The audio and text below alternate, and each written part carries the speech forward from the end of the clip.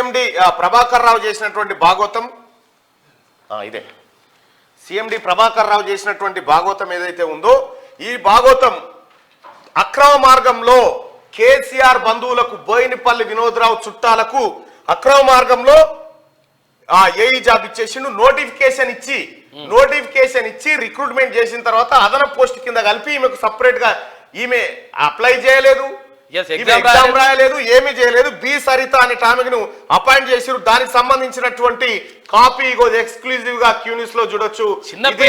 ఈ కాపీని దాచిపెట్టిరు ఇన్ని రోజుల పాటు. చిన్న ఉద్యోగం ఏం కాదు, అది అంటే అసిస్టెంట్ ఇంజనీర్. ₹1,00,000 జాబు, ₹1,00,000 జీతం ఆమెకు. ₹1,00,000 ఆమెకు జీతము, బేసిక్ పేతో పాటు అన్ని ఇచ్చిరు. ఇవి ఆమె ఇంజనీరింగ్ చేసిందా లేదా అనేది కూడా ఎవరికి తెలియదు. దీని మీద ఎంక్వైరీ జరగాల్సినటువంటి అవసరం ఉంది. ట్రాన్స్కోలో ఆయనకి ఏ అధికారం ఉంటది? టిఎస్ జెన్కోలో ఇచ్చిరు. అయితే ఆమె మొన్నటిదాకా ఏది టిఆర్ఎస్ ప్రభుత్వం ఓడిపోయిన తర్వాత 3 తారీఖు తర్వాత 4 తారీఖు నుంచి వచ్చి ఎక్కడో డ్యూటీ చేస్తా ఉంది, నేను డ్యూటీ చేస్తున్నట్టుగా. అప్పటిదాకా డ్యూటీకి రాలే, మన రాలే, ఇంటికాడ కూర్చుంది. ఇగో ఇదే లెటరు. దీనికి సంతకం పెట్టినోడు కూడా ఎవరో కాదు. ఇగో D Prabhakar Rao, chairman managing director CMD. ఇగో B Sarita, house number 1-572-3, flat number 408, Gandhinagar, Hyderabad. ఇగో బోయినపల్లి వినోద్ గారి బంధువుకు అక్రమ మార్గంలో నిరుద్యోగ యువతకు పోవలసినటువంటి ఉద్యోగాన్ని అసిస్టెంట్ ఇంజనీర్ ఉద్యోగం ఇచ్చి కొల్లగొట్టిర్రు. దీనికి సమాధానం చెప్పాలి. ఇవి గీ దొంగేశాల కోసమేనా? బంగారు తెలంగాణ బాపు రావాలి, మూడోసారి కేసీఆర్ గీ లంగ పనుల కోసమేనా? ఆర్టిజన్ల గురించి పట్టించుకోలే. వాళ్ళ బతుకుల దిక్కు తొంగి చూడలే, చచ్చిపోతున్నారు వాళ్ళ పాపం. డిస్మిస్ కార్మికులను పట్టించుకోలే, 2008 డిఎస్సి వాళ్ళని పట్టించుకోలే, 98 డిఎస్సి వాళ్ళని పట్టించుకోలే. ఉద్యోగమో రామచంద్ర అని చెప్పి రోడ్డు మీదకి ఎక్కితే బిడ్డ ప్రబలిక సూసైడ్ చేసుకొని చచ్చిపోతే కనీసం తొంగి చూడలే. ఇవాళ ఏం డ్రామా అనేది? సమాధానం చెప్పు. ఇది ఖచ్చితంగా మంత్రి గారికి అందజేస్తాం. ఈ రకమైనటువంటి రిక్రూట్మెంట్ పైన మొత్తం ఏఈ ఉద్యోగాలను కూడా అమ్ముకున్నారు వీళ్ళ హయాంలో జరిగిన ఉద్యోగాలన్నీ అమ్మకం జరిగిపోయినాయి. విచారణ జరగాలి దీనిపైన. రైట్. ఇది దీనికి సంబంధించింది. ఏ రోజు అంటే 24th బోర్డు మీటింగ్ 30 తారీఖు 5వ నెల 2017లో చేసింది రిక్రూట్మెంట్. 2017 అంటే ఇది 2023. దాదాపు 6 ఏళ్ల పాటు కూర్చొని ఇంట్లో వంట చేసుకుంటే పైసలు ఇచ్చిన నెలకు ₹1,00,000.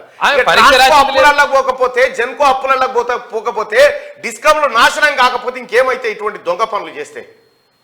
అప్లై చేసింది లేదు, పరీక్ష రాసింది లేదు, ఉద్యోగం ఉద్యోగాలకు ఎసరు పెట్టిరు, గ్రూప్ 2 పెట్టిరు. అన్ని ఉద్యోగాలు అమ్ముకోవడానికి టిఆర్ఎస్ ప్రభుత్వం అప్పట్లో తయారైంది. ఇవే ఆధారాలు. ఇక చూడండి, ఆమె మీద కూడా ఆరోపణలు వచ్చినాయి. ఎమ్మెల్సీ ఉండేగా, అప్పుడు ఎంపీ ఉండే, ఆమె మీద కూడా ఆరోపణలు వచ్చినాయి. ఇంకా గ్రూప్ 2, గ్రూప్ 1 ఉద్యోగాలు మొత్తం అమ్ముకున్నదని, గ్రూప్ 2 ఉద్యోగాలు అమ్ముకున్నదని. ఇక 42 ఎకరాల భూమి, ఇది గౌరవ మంత్రి గారికి ఇవాళ అందజేద్దాం. ఇగో 42 ఎకరాల భూమిని కావేరీ సీడ్స్, తులసి సీడ్స్, తులసి అంటున్నా, కేసీఆర్ చుట్టాల గౌరారం కాడు ఉందిగా, ఇది పాములపర్తి కాడ, కావేరీ సీడ్స్, నూజివీడ్ సీడ్స్ అని కలిపి 42 ఎకరాల భూమి అక్రమంగా వాళ్ళకు అప్పజెప్పారు. దానికి సంబంధించినటువంటి ప్రతి డాక్యుమెంట్, ప్రతి వ్యవహారం ఇక్కడ మనం చూడొచ్చు. ఇది ఇవాళ ముఖ్యమంత్రి గారికి ఏది సంబంధిత శాఖ మంత్రి గారికి అందజేయడం జరిగింది. అర్బన్ సీలింగ్ ల్యాండ్ కి సంబంధించినటువంటి భూమి అది. ఆ భూమిని, దానికి సంబంధించిన గైడ్ లైన్స్ ఇవన్నీ మనం చూస్తా ఉన్నాం. ఇది దాదాపు కొన్ని వేల కోట్ల విలువైనటువంటి భూమిని ఈ భూమిని కొల్లగొట్టిరు. గతంలో రాజశేఖర్ రెడ్డి సీఎం గా ఉన్నప్పుడు, ఆ రోషయ్య గారు ఉన్నప్పుడు, కిరణ్ కుమార్ కాంగ్రెస్ పార్టీ ప్రభుత్వం అధికారంలో ఉన్నప్పుడు ఎట్టి పరిస్థితిలో ఈ భూమి పోవడానికి వీల్లేదని చెప్పి అప్పుడు ప్రభుత్వాలు కాపాడితే కేసీఆర్ రాగానే ఈ దొంగలకు సర్ది కట్టిండు. దానికి సంబంధించినటువంటి ఫుల్ డాక్యుమెంట్స్ ఉన్నాయి, అన్ని సర్వే నెంబర్లు కూడా ఉన్నాయి.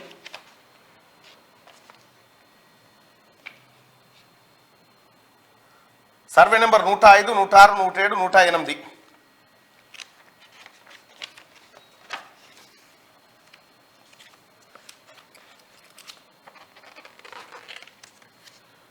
అక్రమంగా కట్టబెట్టిరు. వాస్తవానికి వాళ్ళకు పోవాల్సింది 5,000 గజాలే. 5,000 గజాలు పోవాల్సినటువంటి భూమిని 42 ఎకరాలుగా మార్చి కొల్లగొట్టిరు ఈ దొంగల ముఠ.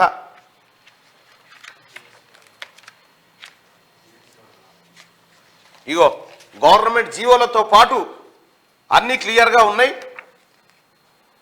ఇగో అర్బన్ ల్యాండ్ సీలింగ్ డిపార్ట్మెంట్ ఇచ్చింది. కేసీఆర్ ఏం చేసిండే ఇగో గీ లంగ పనులు చేసిండాయా, ఈ బద్మాష్ పనులు చేసిండు. పేద ప్రజలకు ప్రభుత్వ భూమి, మళ్ళీ ఇది ఏముందో కాదు, ప్రభుత్వ భూమి అంటే ప్రజల భూమే. దళితులకు 3 ఎకరాలు పంచరా నాయన అంటే లేవు ఉంచే కదా పంచుతందుకు ఒట్టి సంచి కాడ కొట్లాట అని చెప్పిండు. ఈ ఒట్టి సంచి కాడ కొట్లాట అని మనకు చెప్పి విలువైన ప్రైమ్ ల్యాండ్స్ తీసుకుపోయి ఈ దొంగలకు కేసీఆర్ కులపోలకు మొత్తం కట్టబెట్టిండు. ఇవన్నీ చూడరు ఇక ఆంధ్రోళ్ళు దోసుకపోయిరని లొలిపెడితిమి, ఆంధ్రోళ్ళకే దోసిపెట్టిండు కేసీఆర్. ఇంకా సంపద సృష్టించిన అని చెప్తాడు. ఇంకా ఈయన వాళ్ళ చుట్టాలకు వాళ్ళ చుట్టాలక్క సంపద